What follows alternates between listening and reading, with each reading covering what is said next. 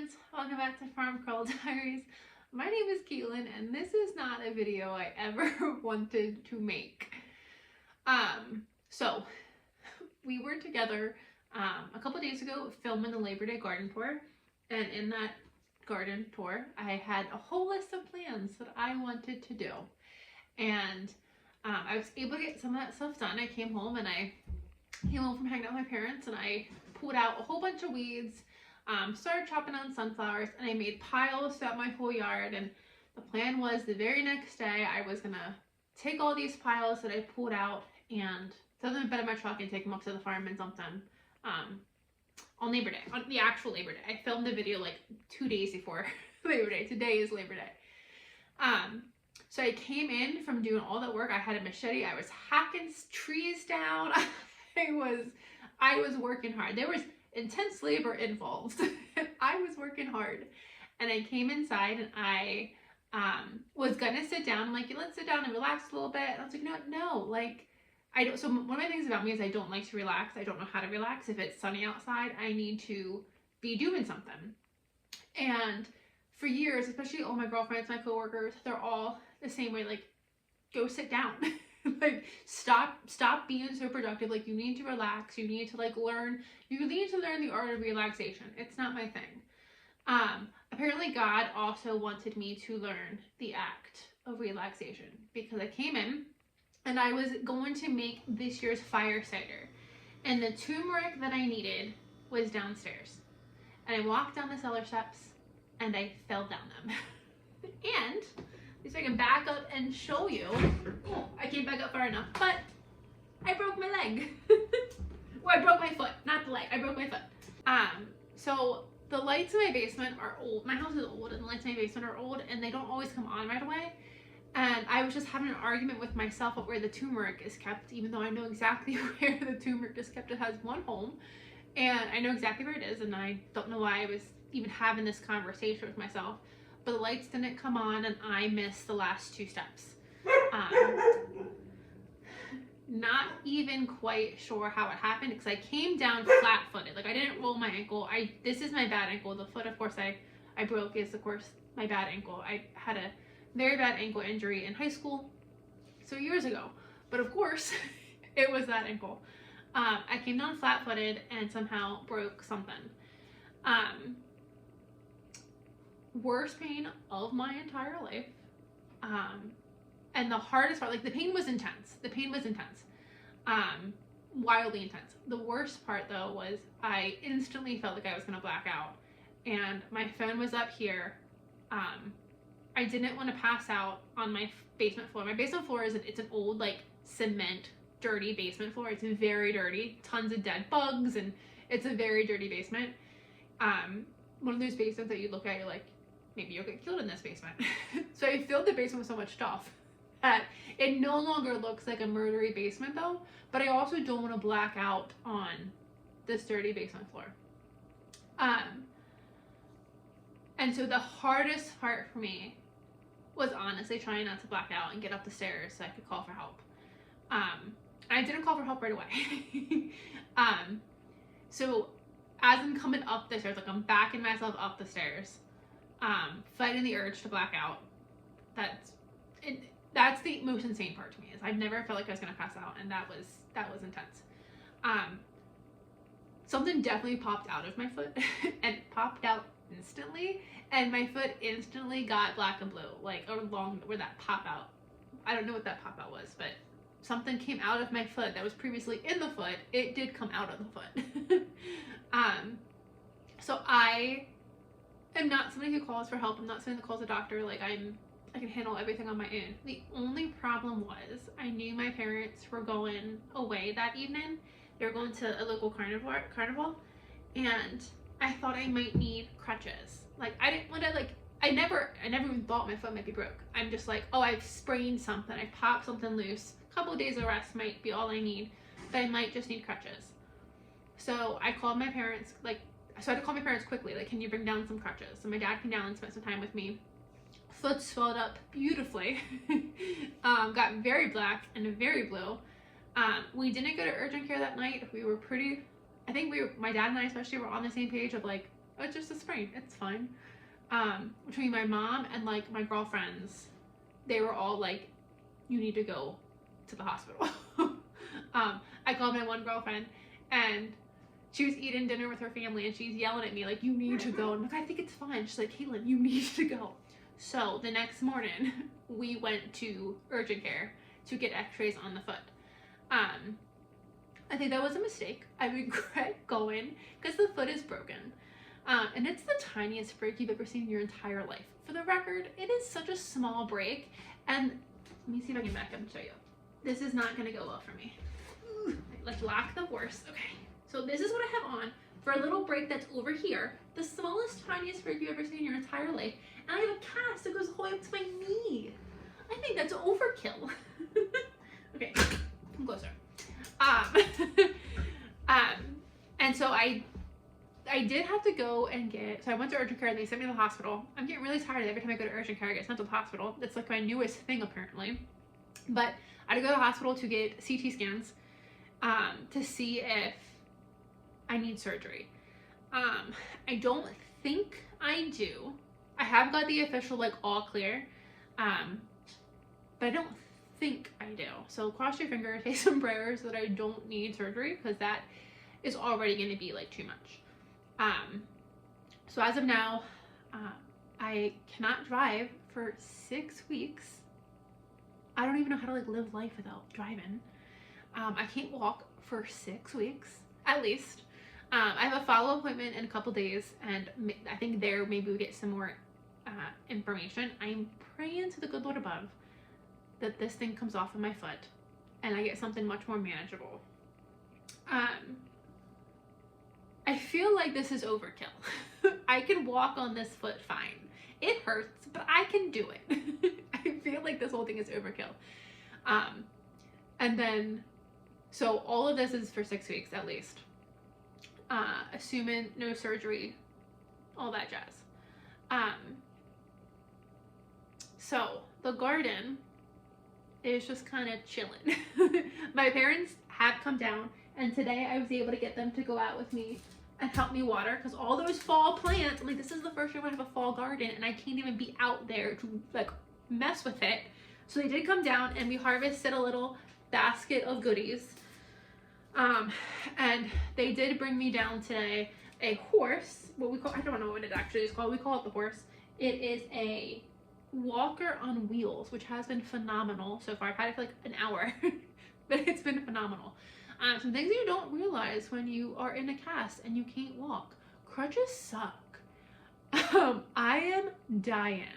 It's been exactly almost 48 hours since my injury. And I've been in this boot now for like 28. So I've been using crutches for about 2 days now, and I'm just, all of me is done. The crutches hurt under your armpits. That's the first thing. That is sore as a dickens. My good leg is screaming. So we fix it now. My parents have been really great. They fix it now. I have crutches downstairs that I was using, but I didn't have any upstairs, and I can even walk down steps normally, obviously. I'm not going to try to do steps with crutches. That seems like an accident waiting to happen. Let's just go plan my funeral now. So I've just been like scooting up the steps and crawling. So my parents finally brought down another set. They found another set of crutches today. So I have another set of crutches upstairs. But so I've just been going like up and down, like between using crutches and crawling on the floor. And then when you use crutches, you can't carry anything. So I've literally like come down the morning after my injury. I still need my coffee. We still need coffee. It took me 45 minutes to make my coffee. So the coffee machine is on that back wall, and so is the milk frother. So I have to get the stuff and then go in there, but I can't walk and carry it. So I'm crawling and pushing and crawling and pushing and coming. It took me 45 minutes. The next day it took me 28.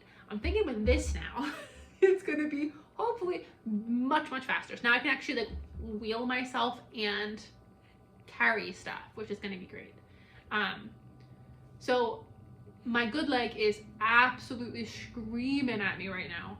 And I have the very real fear that, so everything hurts. My back is killing me. I have muscles I haven't used ever. My arms are killing me. because they're supporting me as I'm walking. My good leg is killing me. The only thing that isn't killing me is the foot. So I have the very real fear that in like another day or two, my muscles are all gonna be like, we need a break, and you can't have a break, darlings. We gotta keep moving. So I'm really like, in the next couple days, I think are gonna be really, really rough as my muscles just like make it or break it. Like you gotta keep going. You can't just sit down and let your muscles heal, because we have to keep moving. So I'm hoping this horse also allows like the arms to maybe relax a little bit, and the leg to hopefully give them a little bit of a break, because without this, I honestly don't know how I would continue. It's really hard getting around, and I guess apparently my body is not fit enough for this, which is kind of insulting, but not a surprise to anybody involved. So isn't that great news? So when they told me I couldn't do anything for 6 weeks, I literally sat there and started crying. I don't know how to be dependent, period. I like to be independent. I like to do my own thing, and like I don't ask for help well at all. It's not, I don't do it. Where there's a will, there's a way. That's my motto.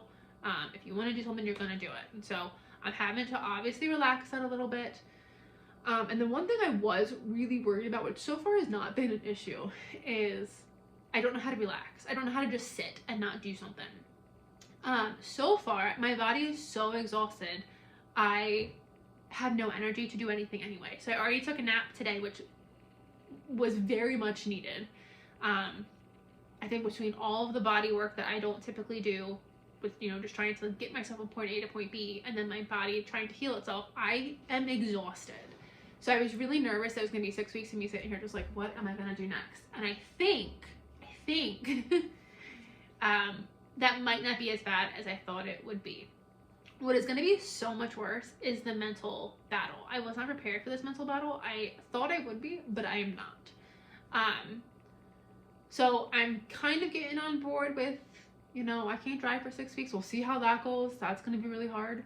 I'm trying to plan out, like, okay, like I told my dad, like, I'm getting low on dog food. So, like, maybe one day this week we can go get dog food. And, like, my mom was at the store today. I'm like, can you get me milk? And so, like, I'm trying to plan it out so I'm not, like, every single day, like, calling somebody and be like, can you take me somewhere? Can you bring me this? Can you bring me that? So I'm trying to, like, plan out my absolute needs as best as possible. So I'm not being too needy. But the mental battle is really with this cast on my foot. Right now it's a splint, it's not a cast. But with this thing on my foot that I can't take off, I can't feel my foot, I can't touch it, it's hard as a rock.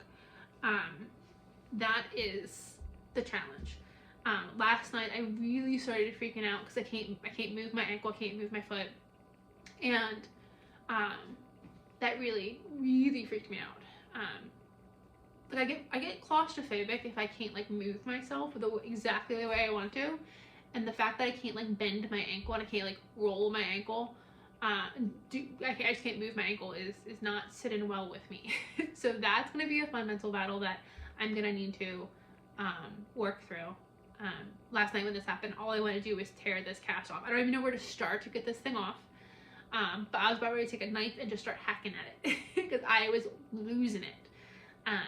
So that's the biggest thing right now that I just need to work on, is like not letting myself get in my head. It's gonna be fine. It's only 6 weeks. It could be worse. And I can bend my toes, which that is helpful. The fact that I can bend my toes at least gives me some semblance of you had mobility in your foot. So we'll see how that goes. So that's going to be a fun challenge. But what is even more of a reason for this video was because I'm a big prepper, and I talk about how you always want to make sure your house is stocked.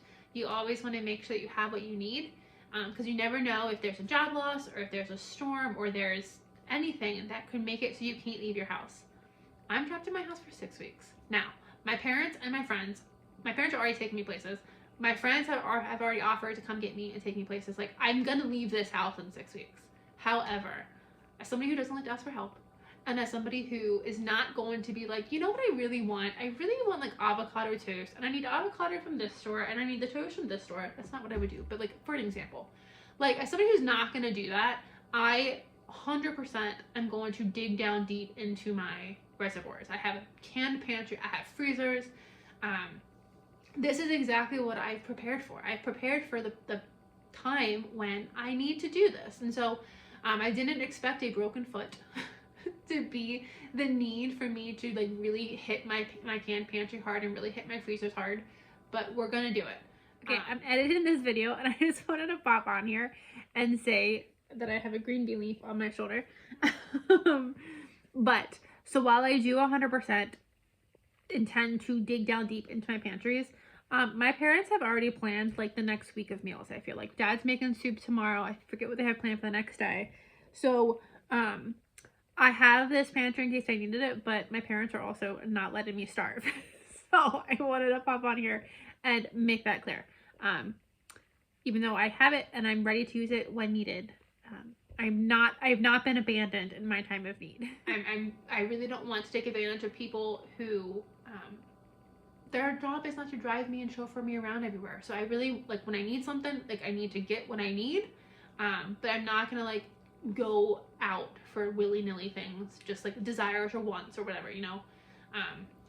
So this is why I am a prepper, and this is the prime example of why it is good to be a prepper.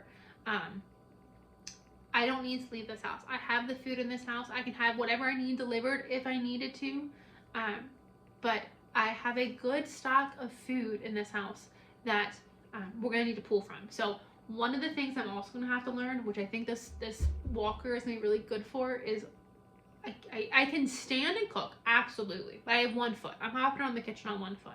So doing like my full scratch, from scratch meals are maybe not likely. One of the things I wanted to do the day that I did this is I wanted to make homemade pasta and grape tomatoes and all that fun stuff. I don't know that that's going to be likely until I'm back on 2 feet. That might be really hard, either sitting, or that might be hard on 1 foot. One of the challenges I already know I have, oh my god, my arms are killing me, is I now have a little basket of produce, but a basket of produce, green beans and a zucchini and some tomatoes.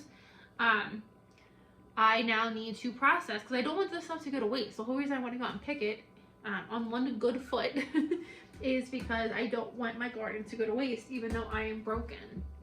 So that's my challenge for, I think, tomorrow, is to try to get, and I have a counter of tomatoes behind you. My kitchen's a mess. Again, like, I'm not able to, like, keep up with all of my stuff. So my parents are bringing me stuff down. We're just kind of putting it here. I'm just putting stuff here. I'm keeping stuff in easy access. Like I have the water pitcher for the dog's water bowl. I can reach that from the sink. So the garbage can is in the middle of the kitchen because I'm able to get this thing through that door if that's in the middle of the kitchen. Like, it's all just a mess right now. And so that's another battle. Like, I've never said I'm a clean person. I don't have a dirty house. I don't have a dirty house. But you will see hair in my house. I have many animals. You will see hair. I don't vacuum every single day. But I think I'm like a normally clean person. It's a lived in house. It looks lived in, but it's not dirty. It's not dirty. And it's not messy. And I think that's another thing I'm going to have to either learn how to work around, or like I'll show you. Like, this is what I'm talking about. I don't like to live like this. So I'm hoping tomorrow too, like now that I have this will give me some more flexibility to help do some stuff, because I couldn't do any of this up until maybe right now. So moving the crutches, like look at the counter. I like my counter empty, and it's not empty.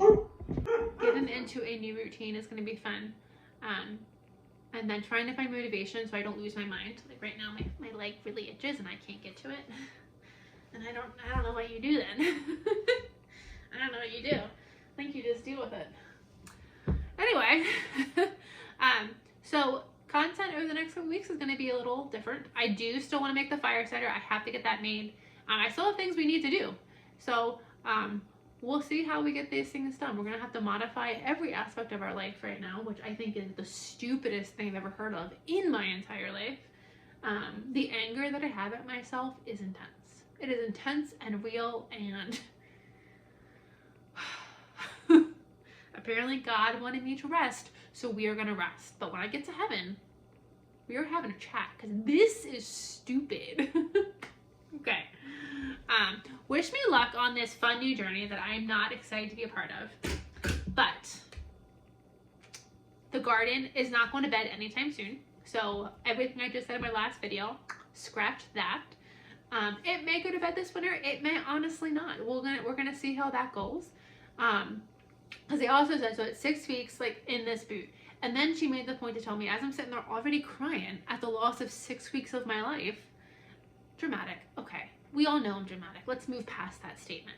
But it feels like I can't live my normal life because I'm an active person. And now I'm literally confined to my house unless somebody wants to come pick me up and take me with them. They said it's 6 weeks in this boot, and then you have to like work up to normal walk-in. So that's fun. That's great. One of the things I wanted to do that I didn't get done is I wanted to decorate for fall. And I'm gonna figure it a way. I'm gonna figure out a way to decorate for fall. I don't know how I'm gonna do it. I haven't gone down my basement steps yet. I'm a little honestly scared to go down my basement steps. So I'm not at this point trying it, but I want my fall stuff. I don't know how to get up here. I'm gonna need help, but I want to put up my fall stuff so badly. I'm so mad that I did this before I got decorated for fall. Because you know, priorities. We need priorities in our life. Okay, I'm gonna go start the dinner process. It's 5:40. I'm hungry, and at the rate I move right now, it takes me about half an hour to even like get dinner on a plate. So I need to go start this whole process. But I'll see you guys on the next video. Bye, friends.